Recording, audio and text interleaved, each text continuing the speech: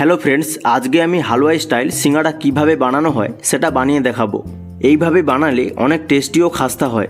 এটা আপনারা বাড়িতে খুব সহজে বানিয়ে নিতে পারবেন।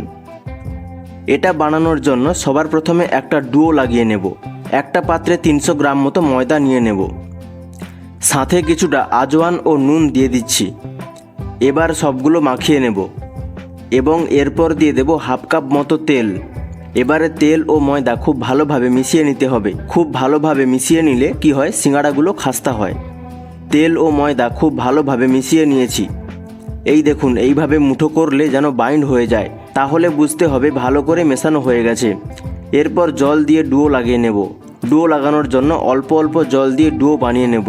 এই দেখুন, আমি আবার অল্প জল দিয়ে ডুও বানিয়ে নিচ্ছি। কিছুটা টাইট ডুও বানিয়ে নিতে হবে, খুব বেশি নরম ডুও বানালে চলবে না। ফাইনালি দেখুন, ডুও বানানো হয়ে গেছে। এবারে এটাতে সামান্য তেল মাখিয়ে ঢাকনা দিয়ে রেখে দেব 15 থেকে 20 মিনিটের জন্য। সিঙ্গাড়া বানানোর জন্য সেদ্ধ আলু নিয়ে নিয়েছি। এগুলোকে গ্রেটারের সাহায্যে গ্রেট করে নেব। আপনারা চাইলে ম্যাশ করেও নিতে পারেন। দেখুন, আমি গ্রেট করে নিয়েছি।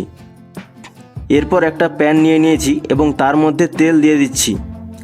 তেল গরম হলে দিয়ে দেব 1 চামচ মতো জিরে, 1 চামচ মতো আদা কুচি ও ঝালের জন্য দিয়ে দেব কাঁচা লঙ্কা। মিডিয়াম ফ্লেমে আদা 30 সেকেন্ড মতো ভেজে নিচ্ছি, যতক্ষণ না পর্যন্ত আদার কাঁচা গন্ধ চলে না যায়। আদা ও লঙ্কা ভেজে নিয়েছি।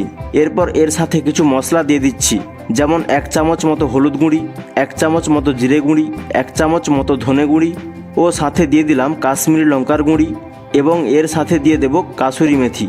কাসুরি মেথি দিলে একটা আলাদা স্বাদ আসে। এরপর দিয়ে দেব 1 চামচ মতো গরম মশলা গুঁড়ো। লো ফ্লেমে সব মশলাগুলোকে 20 থেকে 30 সেকেন্ড মতো রান্না করে নেব। এবারে দিয়ে দিচ্ছি মটরশুঁটি। মটরশুঁটিগুলোকে কিছুক্ষণ রান্না করে নিতে হবে। আপনারা চাইলে মটরশুঁটিগুলো সেদ্ধ করেও দিতে পারেন। মটরশুঁটিগুলোকে আমি ভালোভাবে রান্না করে নিয়েছি। এরপর দিয়ে দেব গ্রেট করে রাখা আলুটা। এরপর হাই ফ্লেমে আলুটাকে 2 থেকে 3 মিনিট মতো রান্না করে নেব। এবারে দেখুন, সবগুলোকে আমি ভালোভাবে মিশিয়ে নিয়েছি। এরপর এগুলোকে একটি পাত্রে নামিয়ে নিয়ে ঠান্ডা করে নেব।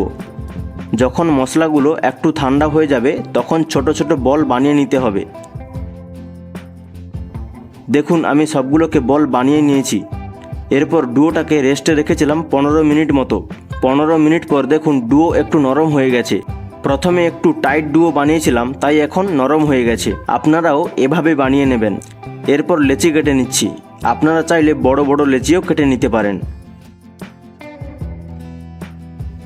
লেচিগুলোকে একটা চাকতির ওপর রেখে পাতলা করে বেলে নেব। মোটা করে বেললে ফ্রাই করার সময় ভেতর থেকে কাঁচা থেকে যায়। এরপর এই রুটিগুলোকে সাইজ করে কেটে নেব। আমি এইভাবে ছুরি দিয়ে কেটে নিচ্ছি। আপনারাও এরকম করে কেটে নেবেন।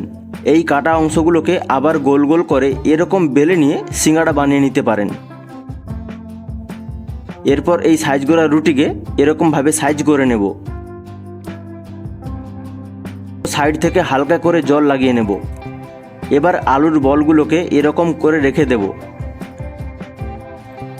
এরপর এরকমভাবে এপাশ ওপাশ করে মুড়ে নেব।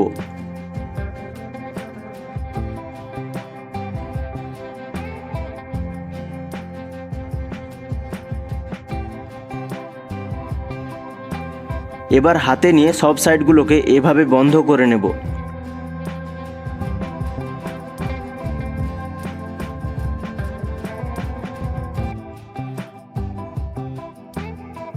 দেখুন, আমি আর একটা মুড়ে দেখাচ্ছি। এরকমভাবে সবগুলোকে মুড়ে নেব।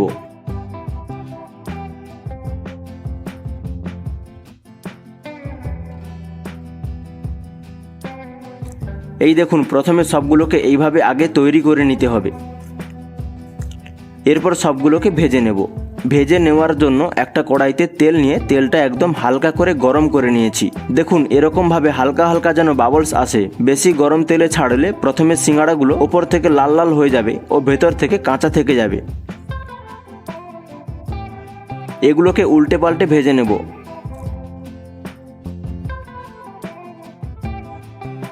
দেখুন, এগুলোর বাইরে থেকে সুন্দর কালার চলে এসেছে। 10 থেকে 12 মিনিট মতো ভেজে নিয়েছিলাম। এরপর এগুলোকে তুলে নিচ্ছি। এরকমভাবে আমি সবগুলোকে ভেজে নেব। এরপর এগুলোকে টমেটো সস দিয়ে গরম গরম সার্ভও করতে পারেন। দেখুন কি সুন্দর খাস্তা হয়েছে।